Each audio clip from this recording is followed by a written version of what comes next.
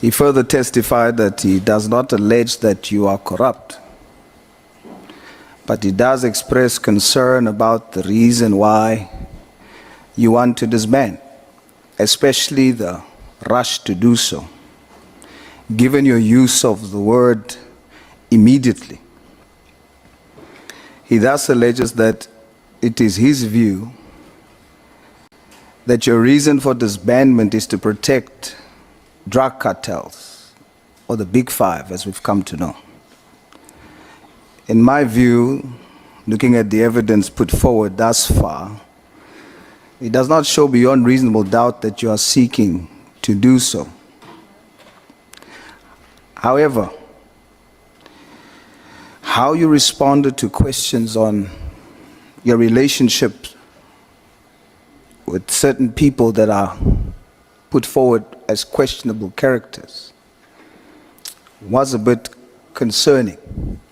So I'm going to begin just to get some clarity from you, Minister, with clarity-seeking questions on certain key matters where I saw contradictions. I hope you will clear them up,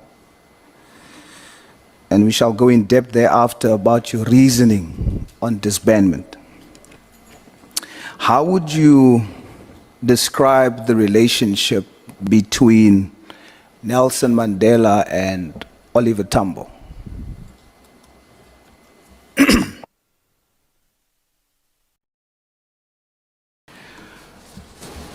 Thank you, Chair.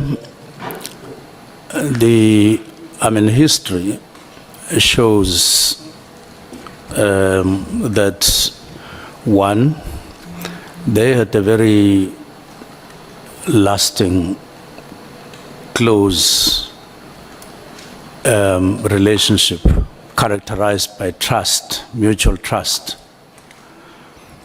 But it was not a one-day crafted kind of relationship, nor was it a desktop one.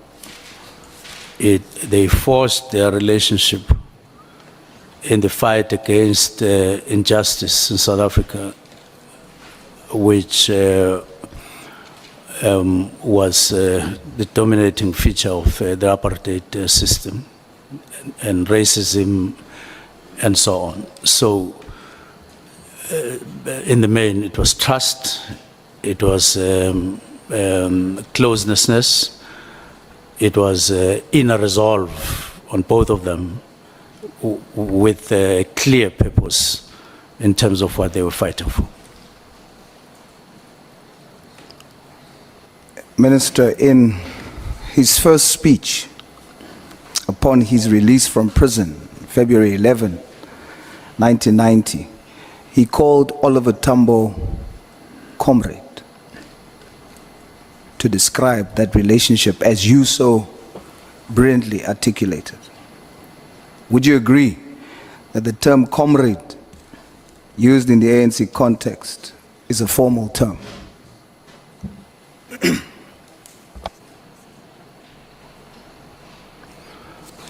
I didn't hear that.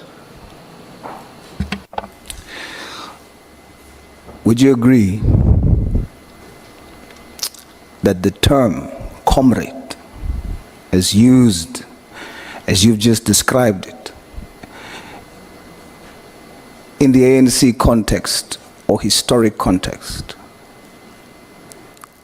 is a formal term?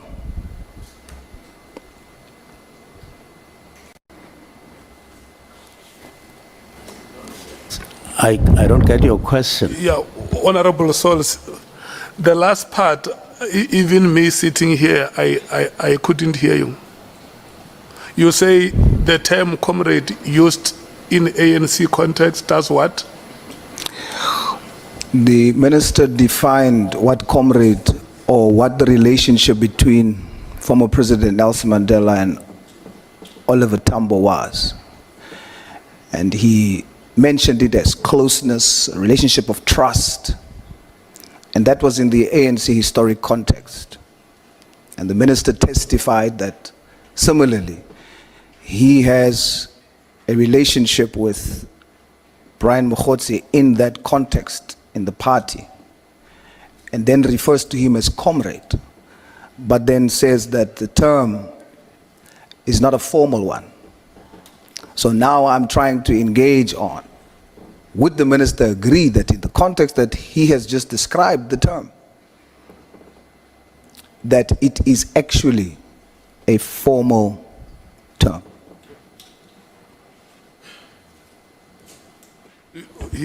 What he's saying is whether you agree that within the context of the party to which you belong, the term comrade can be a formal way of addressing each other as members.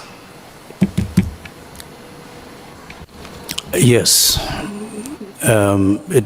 it does get used as a formal kind of an address to each other, but yeah, depending on the context. But yes.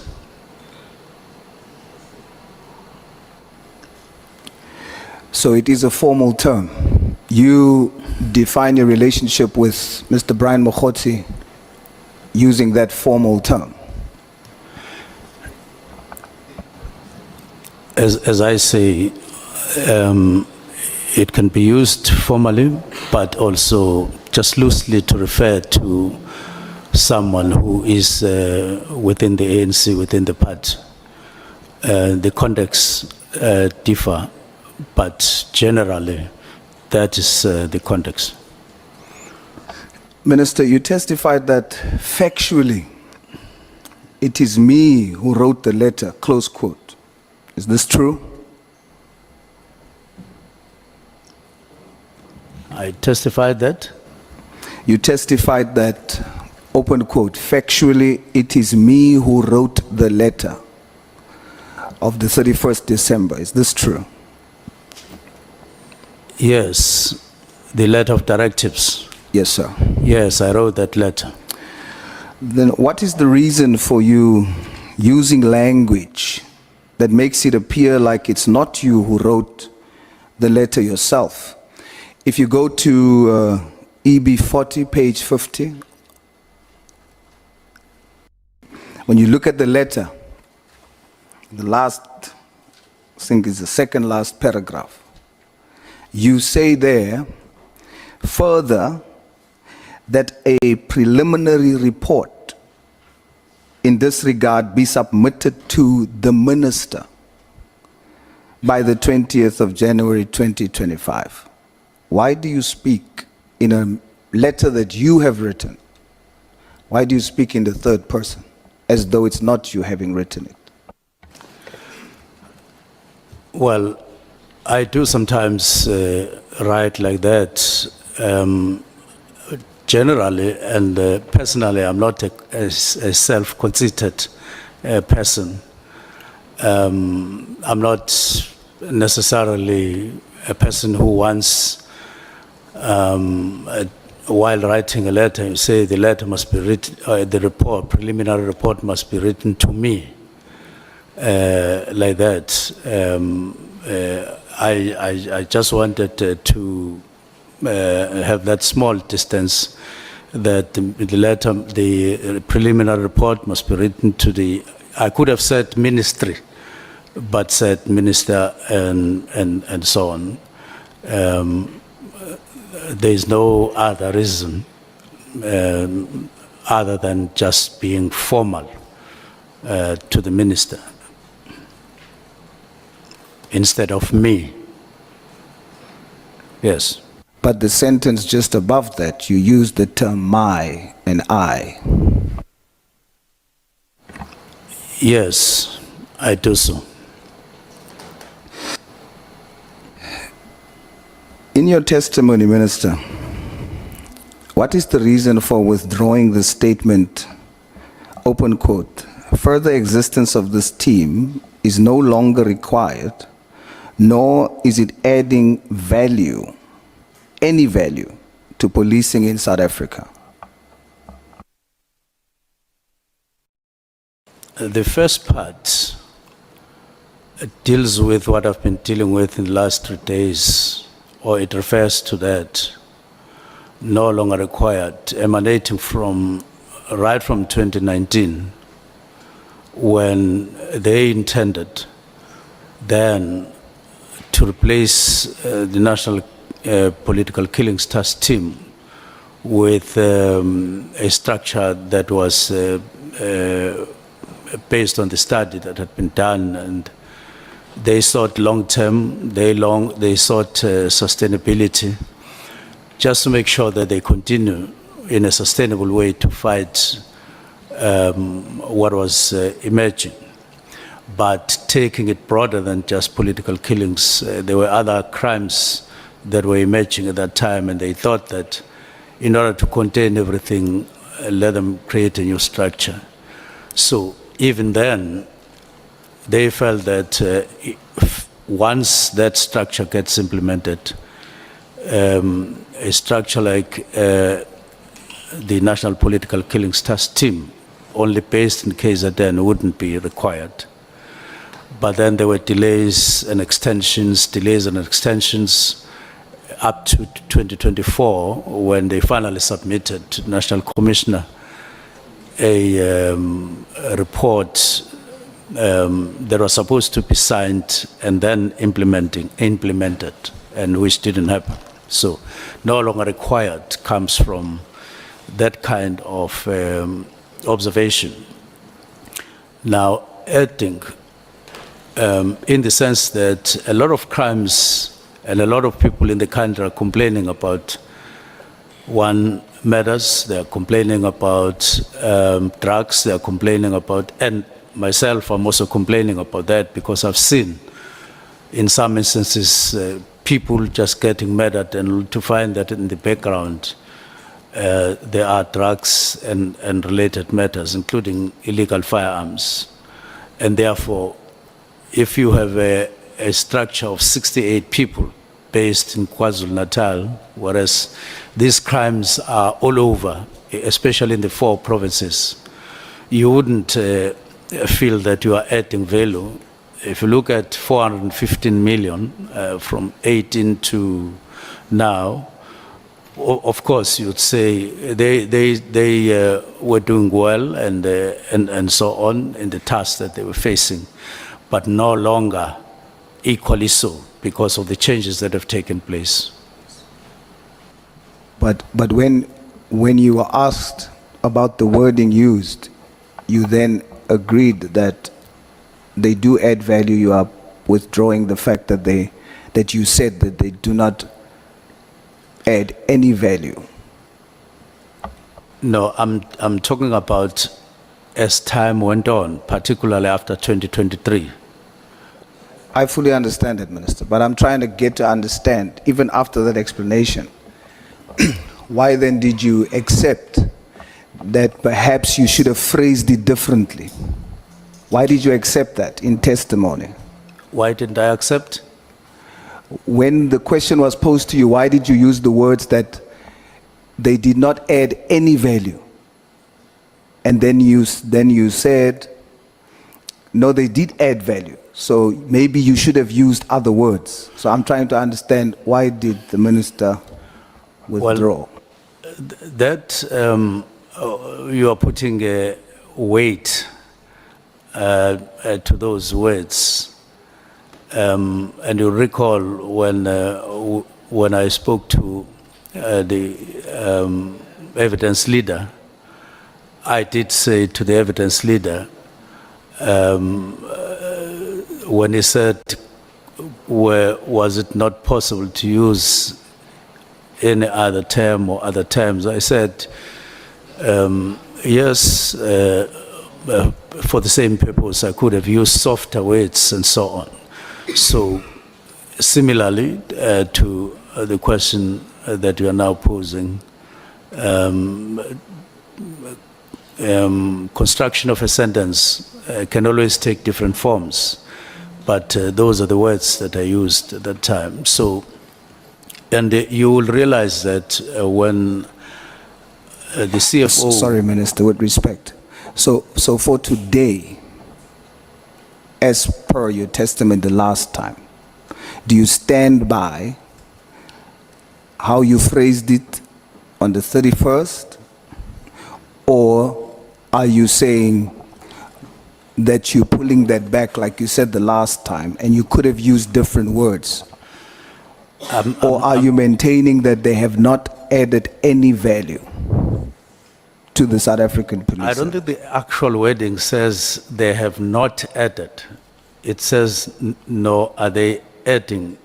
In other words, if you read the whole sentence, no longer required, it could have said, no longer adding value.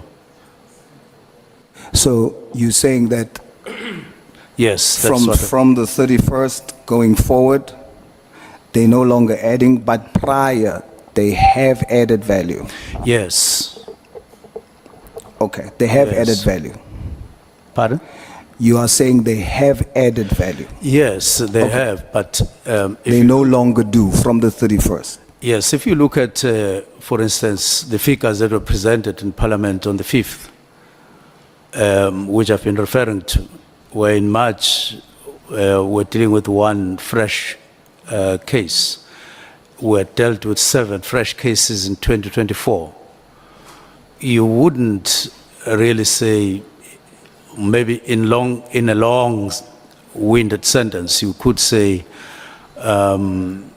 based on no longer adding value, based on one monetary investment, which would have declined as the cases decline, and also based on the fact that you pull people from other stations and you don't replace them over time, which means that where they come from, they leave gaps.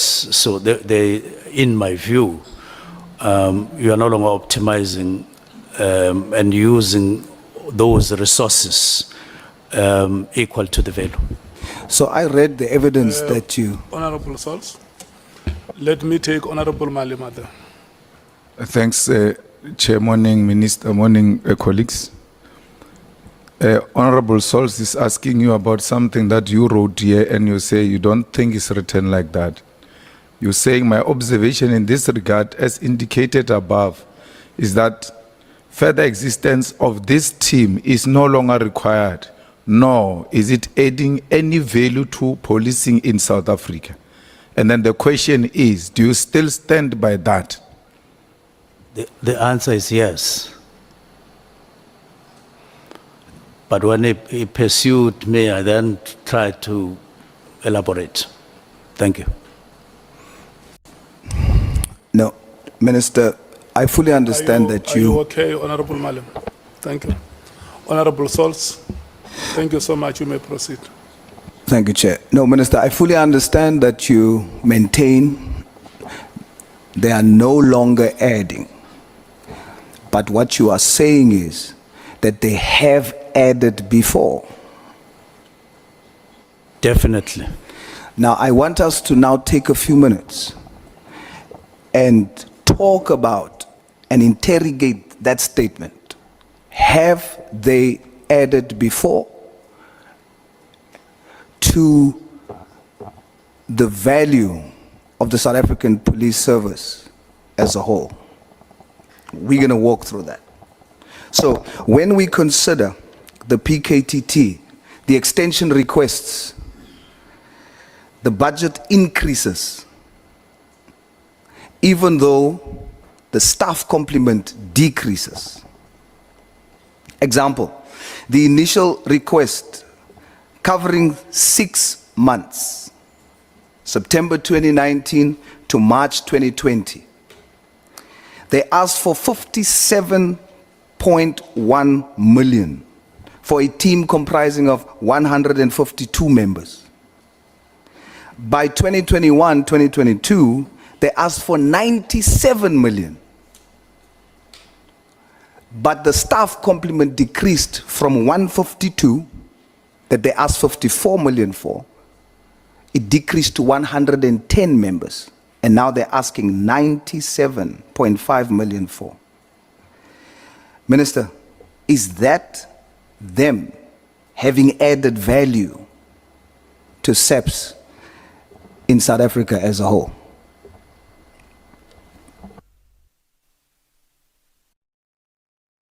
What's the exact question?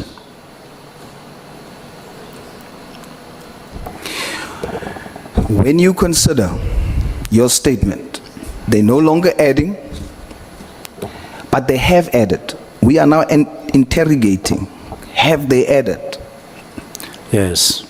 And now I'm asking, when we consider throughout the extension requests, and they asked for a budget first in 2019 for only 6 months of 57 million for 152 members. And then in 2021, 2022, they increased that to 97 million, but the staff complement decreased to 110 members. Would you say that they added value to SEPs in South Africa as a whole? Well, part of what that sub-sentence or that phrase in the last sentence is based on is along those lines, as I've indicated, the calculations in terms of monetary value. But what I didn't add, because I wasn't writing details, you add the personnel, you add running costs of cars, you add, so that is just an indication what you are talking about. When you add all other things, the expense is quite high for the cases that were decreasing, as you are referring to. So are you saying they have added value despite the way they approach the request Well, for if you- money, even though the staff complement decreases? It's okay, at Minister, the- if you say yes or no, it will work. Are you saying that it did add value, even though they did that? Yes, no? I'm saying so at the beginning because at that time you had a problem of killings as the problem was identified, and it added value in the sense that there was a decrease in the cases. But you can always have a concern about what money was getting into that and so on, as I'm indicating. But generally, that's my view, that at the beginning they added value, and they were a factor in the decrease, although not the only factor. Okay. I'm still just looking at your evidence, and I'm putting it to you what you've given to us. Talking about cases, when you observe that in 2019, the task team reported 60 cases remaining under investigation, 60. By March 2021, the progress report, after giving 100 million, close to 100 million, and they were in existence for 18 months of operation, the number of cases then reported 18 months later, 100 million rand later, was 62 under investigation. No shift. Minister, 62 what? What did you say was the number of cases? at first they recorded 60 cases Yes, under investigation. I have that in After giving just under 100 million to them, and them being in existence in 18 months, the cases still under investigation was reported as 62. No shift. Minister, did they add value to SEPs in South Africa as a whole? Well, despite those figures, which I see and acknowledge that you are quite critical. When you look at the expenditure, you look at the figures of cases with minor shifts upwards, you could have a perspective like that, that look, perhaps the value was quite less if you look at from that perspective. But generally, the view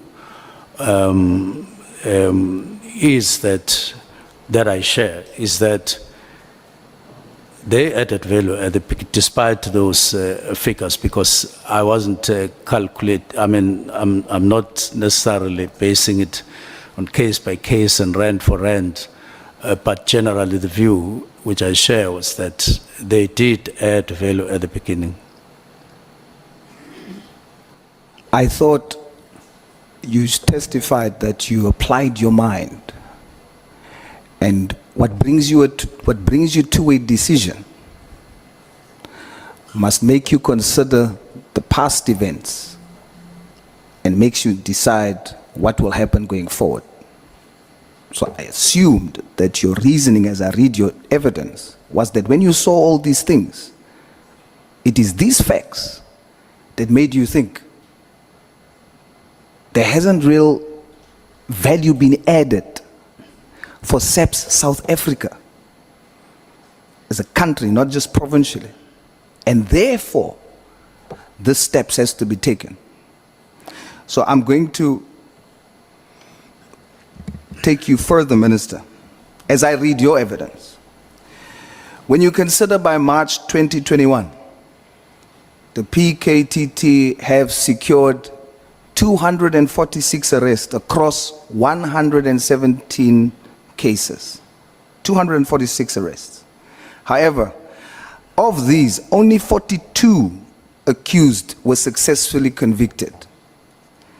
64 charges were reported as withdrawn.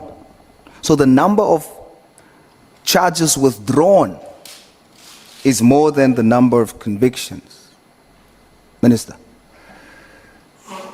did they add value to SAPS South Africa as a whole, when you consider that fact and others?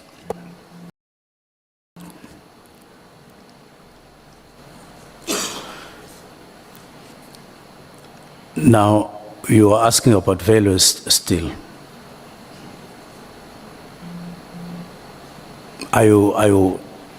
What's the question?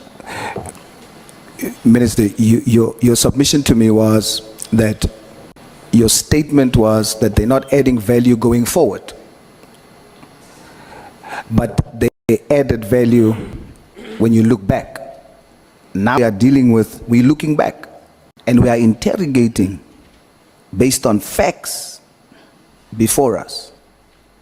Did they truly add value to the South African Police Service, South Africa as a whole? Well, I have said generally, without or despite those calculations, and considering the fact that there was a downward trend, even though you could still poke some holes in terms of quality thereof, and say generally they did add value, and that was acknowledged across.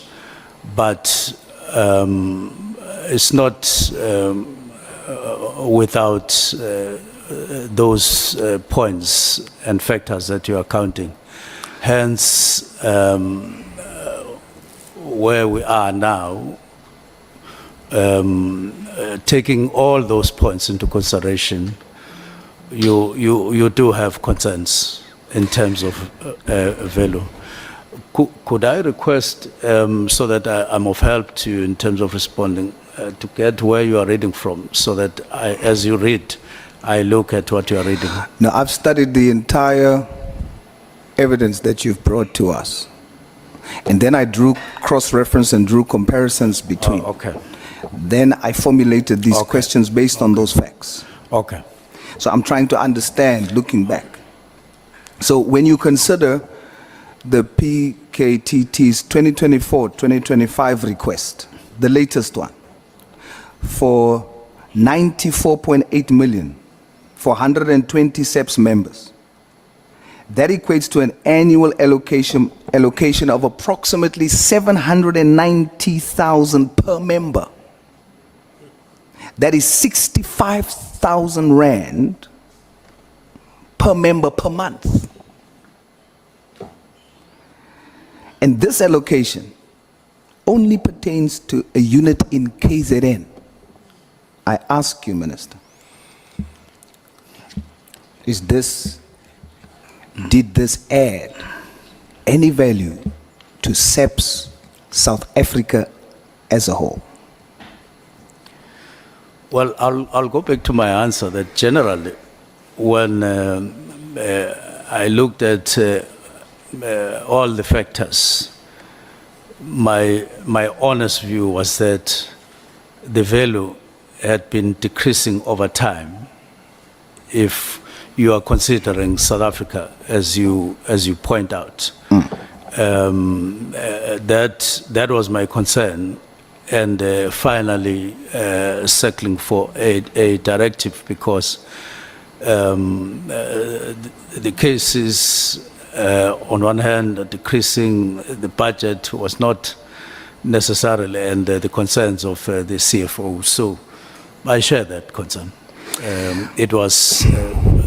It culminated at that directive. Okay. So we've moved from no to you share the concern. All right. Is it true that the DPCI's reported overall staff shortfall amounts to 2,711 personnel? DPCI? Yes, sir. Well, without the advantage of figures in front of me, but I do know that generally they have been raising concerns via General Libya, who was head of DPCI. They have been reporting shortfalls and problems on personnel, on equipment, and on various other components that would enhance their work. They've been complaining over time. So, Not only them, but let me hold it at that, it is true. so I put it to you, Minister, it's 2,711 staff members that DPCI Hawks is saying they need. Now, when you consider that, and you spend just under 100 million on a temporary unit, when there is a need to fund such a critical division, does it add value to South African SEPS as a whole? There is a basis of an argument for a decreasing value. You may, as I answered you earlier, that yes, at the time, but as time went on, it clearly unsettles you and makes you a bit uncomfortable. That how you are spending resources may be skewed, and those figures that you are pointing out serves that particular purpose in terms of you looking at your distribution of resources within SAPS, and they increase your concern. So the concern is increasing now. Yes, they increase the concern and the need for a more rational kind of use of resources. All right, let's continue. Minister, when you consider the budget allocation for laundry services alone for 12 months in 2022, for 110 members, it amounted to 4.4 million, just laundry. This translates to a calculated monthly amount per person, just for laundry, per person, 3,367 rand 73 cents. This figure is equivalent to the basic living cost of a normal South African, and that money is used on one member just for laundry. Has this added value to the South African police service in South Africa as a whole?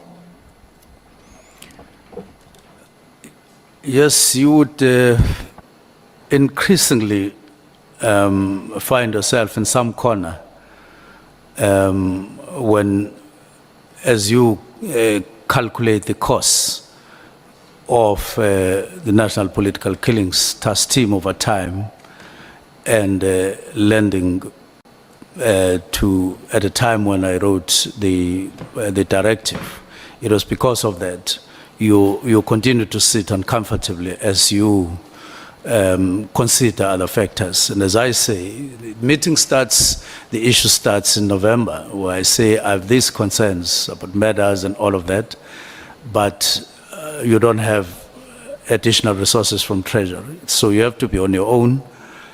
And when you put it the way you're putting, you are more and more on the side of lesser and lesser value. Minister, when you consider that in 2021, 2022, the figures reveals that 43.6, or rather 43.1 million was requested for overtime alone, just overtime. When you calculate that per member, each member gets approximately 392,400 per annum. And that is over and above their normal salaries. Minister, is this adding, and has it added to the value of the South African police service in South Africa as a whole? Just to, Yes. Just to check, Minister. Honorable Sauls, are not those the questions for the portfolio committee of the police and the accounting officer? Chair, you can guide me, but I am taking all this information from the evidence that has been submitted to us. So looking at that and the statement that is made, I'm trying to weigh whether there has been value so that we can assess whether there is legitimate reason for disbandment. So that's where I'm going. So unless I'm not supposed to interrogate the evidence. You are granted, Honorable Member. I just wanted to check that. I think you have clarified it. Thank you, Chair.